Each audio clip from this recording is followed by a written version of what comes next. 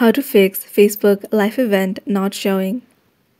Hello guys, this is Sarah from Create Login and Delete. Let's get started. So first, go ahead and open Facebook. Click on the three bars at the top right corner. Click on Help and Support, and then click on Report a Problem. Click Continue to report a problem. If you want to include complete logs and diagnostics in your report, click Include in Report. If not, click Don't include in report. You can select Events. So go ahead and describe the issue. So you can type something about how live event is not showing in your Facebook and to help you fix this problem.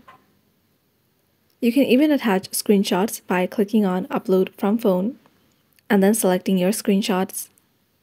Once your report is ready, click on this send icon, and Facebook team should get back to you and help you solve your problem. So this is how to fix Facebook live event not showing.